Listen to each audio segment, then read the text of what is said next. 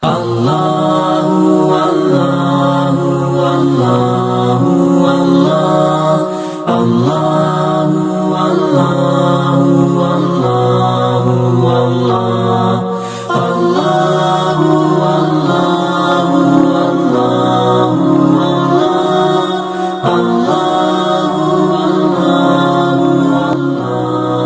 Allah. Assalamualaikum warahmatullahi wabarakatuh. Bismillahirrahmanirrahim. Alhamdulillahilladzi anzala ala abdihil kitaba wa lam yaj'al lahu iwaja. Amma ba'd. Kaum muslimin yang dirahmati Allah, salah satu kewajiban seorang muslim adalah percaya kepada hal-hal yang gaib yang telah ditetapkan dalam syariat Islam. Firman Allah dalam Al-Quran surat Al-Baqarah ayat 2 dan 3, Zalikal kitabu la raiba fihi hudal lil muttaqin alladzina yu'minuna bil ghaibi wa yuqimunas salata wa mimma razaqnahum yunfiqun. Ini kitab tidak mengandung keraguan-raguan di dalamnya, petunjuk bagi orang-orang yang bertakwa, yaitu mereka yang beriman kepada yang gaib, dan mereka mendirikan salat dan menafkahkan rezeki yang kami berikan kepada mereka. Dan tidak ada yang mengetahui perkara-perkara yang gaib kecuali Allah Subhanahu wa ta'ala. Dan salah satu di antara perkara yang gaib yang harus diimani oleh seorang muslim adalah tentang adanya siksa kubur. Kaum muslimin yang dirahmati Allah, Rasulullah Muhammad sallallahu alaihi wasallam bersabda, Iza mata banu Adama in qata'a amaluhu illa min salasin, sadaqatin zariyatin, au ilmin yuntafa'u bih, au waladin salihin yad'ulah. Apabila mati anak Adam, maka terputuslah amalnya, kecuali 3 perkara: sedekah zariyah, ilmu yang bermanfaat, dan anak soleh yang mendoakan dia. Ketika kita melihat orang yang meninggal dunia, prosesnya begitu cepat dan singkat. Apabila ruh telah terpisah dari jasadnya, tak peduli siapapun dia, tidak peduli dia tampan atau cantik, tidak peduli dia keturunan bangsawan yang kaya raya, tidak peduli ia seorang pejabat atau seorang raja yang berkuasa, setelah mati jasadnya sudah tidak berarti lagi. Ia terbujur menjadi bangkai yang hanya ditangisi oleh orang-orang di sekelilingnya. Tidak ada lagi nilai kecantikan dan ketampanannya. Tidak berguna lagi harta dan kekayaannya.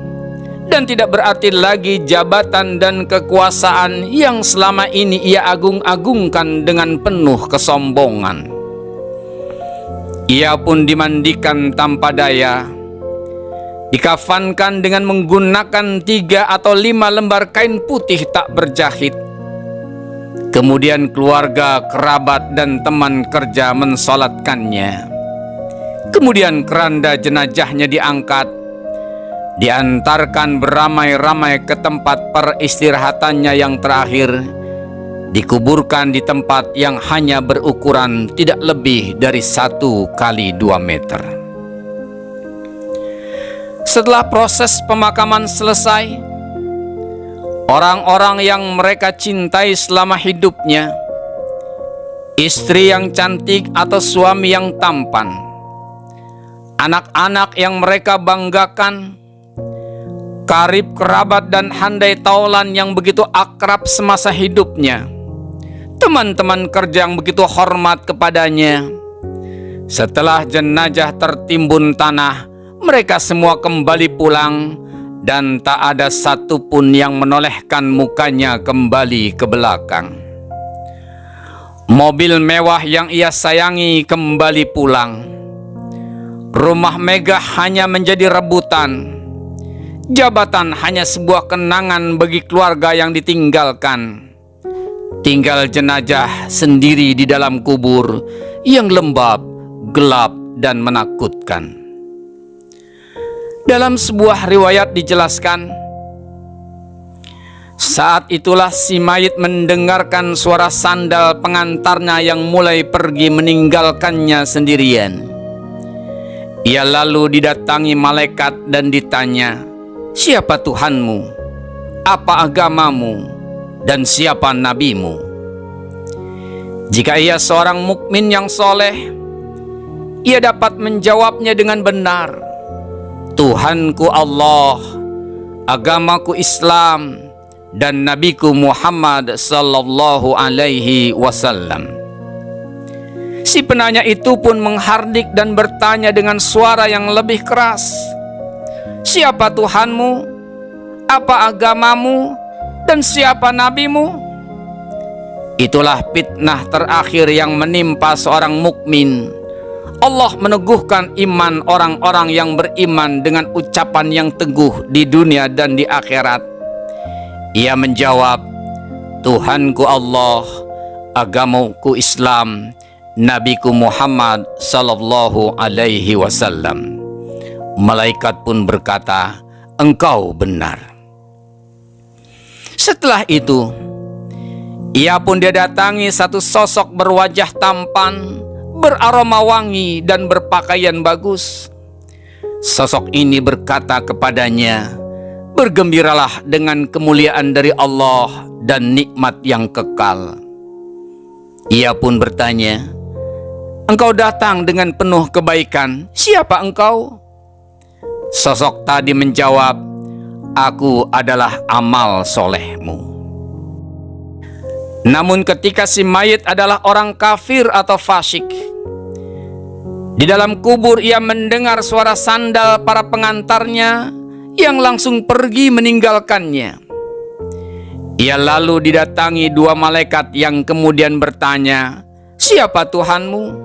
Apa agamamu? Dan siapa nabimu?" Ia pun menjawab, "Aku tidak tahu." Malaikat pun kembali bertanya dengan menghardik dengan suara yang sangat keras, "Siapa Tuhanmu? Apa agamamu? Dan siapa nabimu?" Ia pun menjawab, "Aku tidak tahu." Ia kemudian didatangi satu sosok berwajah buruk, berpakaian jelek, dan beraroma busuk, yang langsung berkata kepadanya, "Aku datang kepadamu untuk mengabarkan kehinaan dan azab yang kekal dari Allah." Ia pun bertanya, "Engkau datang dengan wajah penuh keburukan. Siapa engkau?" Sosok tadi pun menjawab, "Aku amal burukmu." Allah pun membalasnya dengan keburukan. Lalu didatangkan seorang malaikat yang buta, tuli, dan bisu, dengan menggenggam sebuah palu godam. Palu yang seandainya dihantamkan ke gunung maka akan langsung lebur menjadi debu.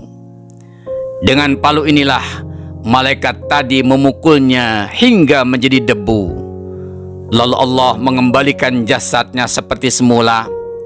Lalu malaikat memukulnya lagi. Begitu seterusnya. Ia berteriak kesakitan yang terdengar oleh semua makhluk Allah selain jin dan manusia. Firman Allah dalam Al-Quran surat Al-An'am ayat 93, "Al-yawma tuzzawna azabal huni bima kuntum taquluna 'ala Allahi ghairal haqqi wa kuntum an ayatihi tastakbirun." Pada hari ini kamu akan dibalas dengan azab yang sangat menghinakan, karena kamu mengatakan terhadap Allah perkataan yang tidak benar, dan karena kamu menyombongkan diri terhadap ayat-ayatnya. Firman Allah dalam Al-Quran surat At-Taubah ayat 101, "Sanu'azzibuhum marrataini summa yuradduna ila azabin azim." Kami akan mengazab mereka 2 kali, kemudian mereka akan dikembalikan kepada azab yang besar. Firman Allah dalam Al-Quran surat As-Sajdah ayat 21, وَلَنُذِيقَنَّهُمْ مِنَ الْعَذَابِ الْأَدْنَى دُونَ الْعَذَابِ الْأَكْبَرِ لَعَلَّهُمْ يَرْجِعُونَ. Kami pasti timpakan kepada mereka siksa yang dekat sebelum siksa yang lebih besar, agar mereka kembali ke jalan yang benar. Rasulullah Muhammad SAW suatu hari pernah melalui 2 kuburan. Lalu Nabi berkata, sesungguhnya kedua penghuni kubur ini sedang disiksa, dan keduanya disiksa bukan karena dosa yang dianggapnya besar. Salah satu dari keduanya suka mengadu domba, dan yang satunya lagi tidak bertabir saat buang air kecil. Ya Allah, begitu dahsyatnya azab siksa kubur, terlebih azab siksa jahanam. Aku berlindung kepadamu ya Allah dari murka dan amarahmu. Allahumma inni a'udzubika min azabil qabri wa min azabin nari jahannam wa min fitnatil mahya wal mamat wa min fitnatil masihid dajjal. Ya Allah, sungguh aku berlindung kepadamu dari azab kubur, dan dari azab neraka jahanam, dan dari cobaan hidup dan mati, dan dari keburukan fitnah dajjal. Rabbana srif anna azab jahannama inna azabaha kana gharama. Ya Tuhan kami, jauhkan azab jahanam dari kami. Sungguh azab itu adalah kebinasaan yang kekal. Amin ya rabbal alamin. Wabillahi taufik wal hidayah. Wassalamualaikum warahmatullahi wabarakatuh.